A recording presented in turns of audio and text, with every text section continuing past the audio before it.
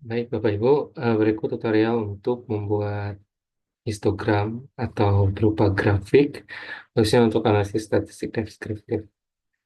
Nah, sebenarnya ini jarang jarang dilaporin juga dalam manuskrip, karena memang manuskrip itu kan artikel yang hanya terdiri dari 20 atau maksimal 25 lembar, sehingga untuk hal-hal ini biasanya disimpan dalam bentuk lampiran dan lain sebagainya, sehingga memang agak sedikit jarang digunakan. Nah, tapi ini sebagai menjadi pengetahuan saja, dan untuk Bapak Ibu nantinya, pertama silahkan buka data terlebih dahulu sesuai dengan tempat menyimpan datanya, open komputer, browse, kemudian eh, silahkan dicari datanya ada di mana. eh, Nah, datanya ada di sini. Kalau saya, kemudian untuk cara membuatnya sama seperti analisis deskriptif, masuk ke deskriptif, kemudian bisa di deskriptif statistik. Silakan Bapak Ibu pilih eh, variabelnya apa, misalkan jenis kelamin, agama, pendidikan, usia mungkin bisa, tapi ini nantinya akan terlalu lebar untuk eh, plotnya. Nantinya bisa dilihat di distributional vote density ini untuk membuat histogram nantinya. Biasanya ini histogram untuk variabel yang kontinu atau variabel interval nantinya seperti apa namanya, seperti usia, kemudian seperti nilai dan lain sebagainya. Ini juga memang ini bentuknya bentuk bar charts untuk data kategorik. Sementara untuk data kontinu itu mungkin Bapak Ibu sudah tahu, itu namanya nanti histogram. Sebenarnya ini harusnya eh, tidak ada sekat, karena ini anggap saja sebagai data data interval untuk usia. Nah, kita harus diubah dulu sebenarnya di sini di eh, untuk scale, ya tidak dijadikan data ordinal.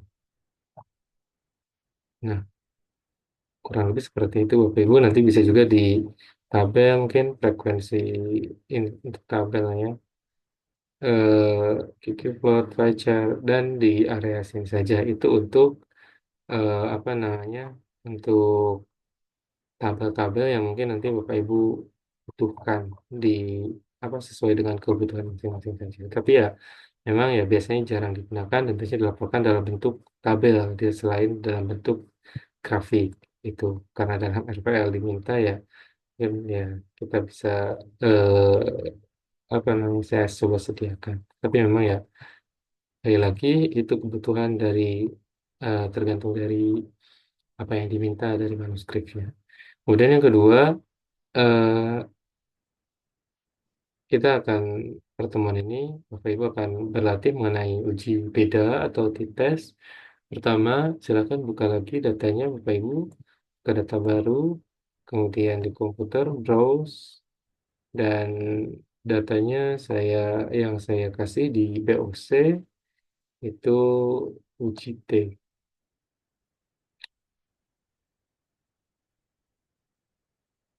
Nah, setelah datanya dibuka dalam bentuk CSV, ya, jangan lupa Bapak Ibu akan muncul data seperti ini. Silakan dibaca PPT-nya. Pertama, ada yang namanya independent sample t-test dan ada paired sample t-test. Keduanya merupakan uji beda perbandingan min dalam dua kelompok. Nah, untuk uji independent sample t-test itu harus dibagi menjadi dua kelompok, misalkan kelompok kontrol dan kelompok eksperimen. Ini uji beda memang hanya untuk biasanya digunakan dalam penelitian eksperimen.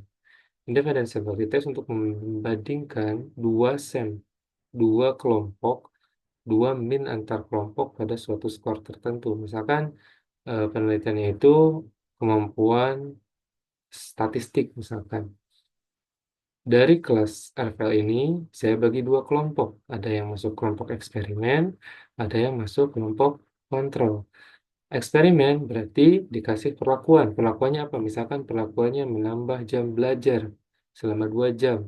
Orang yang masuk ke dalam kelompok eksperimen, saya kasih selama 2 jam kelas statistik. Sementara kelompok kontrol, saya tidak kasih jam belajar. Nanti setelah di akhir, saya coba kasih. Berapa sih skornya? Ada beda nggak orang yang dikasih perlakuan? Kurang lebih seperti itu.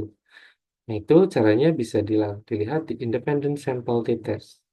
Kemudian masukin dependent variable-nya, skor UTS statistiknya atau skor yang ingin dibandingkannya apa.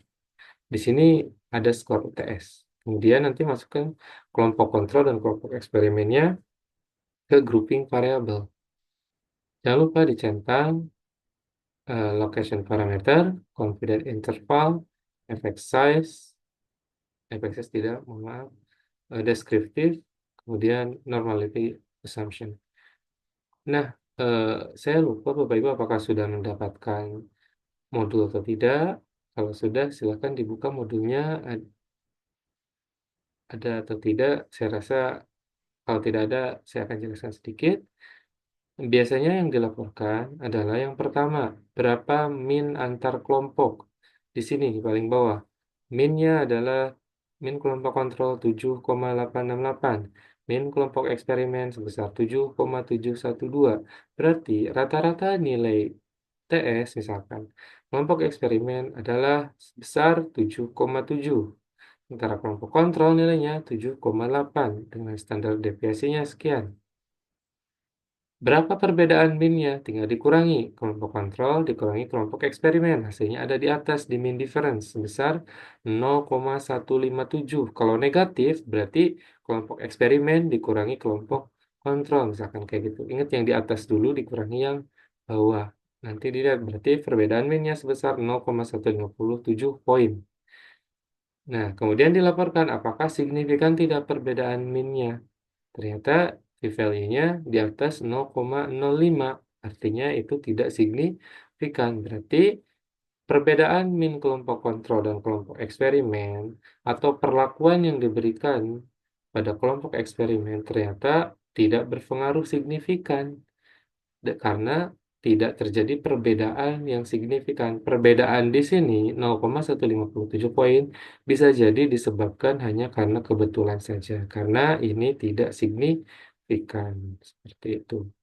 Kurang lebih seperti itu, tetapi biasanya ada juga yang meminta pengujian asumsi terlebih dahulu apakah data ini terdistribusi normal atau tidak. Skor UTS-nya memiliki distribusi normal atau tidak. Sebenarnya ini asumsi itu sesuatu tidak hal yang tidak dibuktikan pun tidak jadi masalah. Karena kenapa? Ada beberapa argumen yang bisa menjadi rujukan.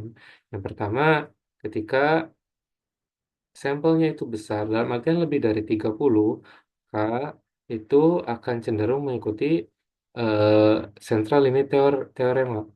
Artinya semakin besar jumlah sampel, maka skor akan cenderung mengikuti distribusi normal atau data kita akan cenderung mengikuti data terdistribusi normal. Di sini dilihat berapa sampelnya.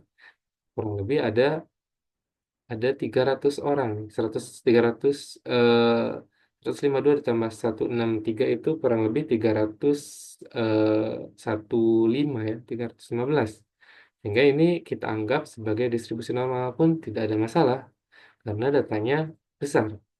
Kemudian ketika ingin lebih apa namanya, ada juga yang memang perlu pembuktian statistik, bisa dilihat di Shapiro-Wilk di sini, test of normality di tabel yang tengah. Dilihat kelompok kontrolnya apakah signifikan atau tidak. Ketika signifikan berarti data kita ini dapat dilihat ketika signifikan berarti p-value-nya di bawah 0,05 maka terjadi pelanggaran normalitas. Artinya data kita ternyata tidak terdistribusi normal baik dalam kelompok kontrol maupun dalam kelompok eksperimen. Itu tidak masalah. Ketika nanti misalkan tidak normal ya berarti harus menggunakan non parametrik. Tetapi balik lagi, apakah ada dua perspektif asumsi itu tidak perlu dicek, ada yang wajib minta dicek. Nah, itu silakan saja. Kalau misalkan ternyata tidak normal, Bapak Ibu tetap menggunakan non-parametrik, bisa dicentang namanya mean Whitney. Nah, nanti dilihat di mean Whitney, berarti p-value-nya tetap tidak signifikan. Ini adalah uji non-parametrik. Tapi biasanya itu tidak dipermasalahkan, mau normal atau tidak normal, karena yang namanya skor yang terdistribusi memiliki kategori atau berapa macamnya nih. Ada skor 8, 5, 7, 15, 10. Ini kan macam-macam skornya. Ketika macam skornya lebih dari 6 atau minimal tuh 6 dan 11 atau 11, ada yang mengatakan 11 minimal macamnya kategori ini. Ini kan banyak Bapak Ibu, jadi itu sudah bisa dianggap data normal. Nah, jadi seperti itu untuk independent sample t-test. Kemudian dalam PPT juga kita ada yang namanya fair sample t-test. Kalau fair sample t-test mungkin Bapak Ibu yang sering pelatihan itu kan ada pretest dan posttest itu sama kurang lebih seperti itu. Pretest berarti sebelum pelatihan, posttest berarti setelah pelatihan dievaluasi apakah ada peningkatan atau tidak. Misalkan ingin mengukur tingkat kepemimpinan, dites dulu misalkan pretestnya dimasukin, pre-nya, kemudian posttestnya dimasukin. Apakah signifikan atau tidak perbedaan setelah diberikan perlakuan pelatihan yang dilakukan Bapak Ibu misalkan terkait kepemimpinan. Jangan lupa dicentang juga location parameter dan deskriptif, kemudian confidence interval juga jangan lupa. Dan normality juga dicentang. Nah, di sini dilihat sama seperti yang tadi. Pertama lihat dulu perbedaan atau min dari masing-masing dari pretest dan posttest dilihat yang paling bawah. Min dari pretest atau skor rata-rata pretest itu sebesar 10,054. Sementara skor rata-rata posttest 17,197. Berarti lebih besar posttest nih. Berapa perbedaan minnya? Pri yang atas kurang yang bawah 10,054 dikurangi 17,197 hasilnya minus 7,143. Ada dilihat di tabel yang paling atas di kolom mean difference. Artinya perbedaan rata-rata pretest dan posttest sebesar minus 7,143 poin. Signifikan atau tidak dilihat p-value-nya. Oh, ternyata perbedaan min antara pretest dan posttest signifikan. Artinya apa? Berarti perlakuan pelatihan itu terbukti efektif dan terjadi signifikan, terjadi perubahan sebelum pelatihan dibanding setelah pelatihan ketika dites menggunakan skala, biasanya skala tertentu atau menggunakan apa terserah, tapi biasanya menggunakan alat ukur. Nah, ini seperti itu kurang lebih Bapak Ibu. Balik lagi, ada yang minta diuji asumsi terlebih dahulu apakah data kita tertulis normal atau tidak. Nah, untuk yang ini dilihat juga harus ketika p-value yang tabel yang kedua atau yang di tengah ini signifikan maka atau di bawah 0,05 maka datanya tidak terdistribusi normal. Tetapi ketika p-value-nya di atas 0,05 maka itu tidak signifikan. Artinya itu terdistribusi normal. Di sini p-value-nya 0,683 maka data ini terdistribusi dengan normal. Kalau tidak terdistribusi dengan normal biasanya menggunakan Wilson rank. Artinya ini hanya untuk data-data ordinal atau data yang tidak terdistribusi untuk analisis uji uji yang non parametrik dan ini sebenarnya jarang digunakan di psikologi karena ya ini asumsi yang memiliki tadi yang sudah kita diskusikan sebelumnya sehingga itu tidak perlu dibuktikan tidak terjadi masalah. Jadi itu Bapak Ibu untuk pelaporannya mungkin seperti itu. Kira-kira biasanya ada yang pertama saya ulangi min antar kelompok atau min dari pre dan post test. Kalau tadi berarti min kelompok kontrol dan kelompok eksperimen. Kemudian perbedaan minnya berapa? Perbedaan min ini signifikan atau tidak? Ketika signifikan berarti ya perlakuan efektif atau eksperimen efektif terbukti terjadi adanya perubahan atau perbedaan min. Bukan karena kebetulan saja. Seperti itu. Kurang lebih seperti itu Bapak Ibu. Silakan dicoba dan berlatih. Terima kasih. Assalamualaikum warahmatullahi wabarakatuh.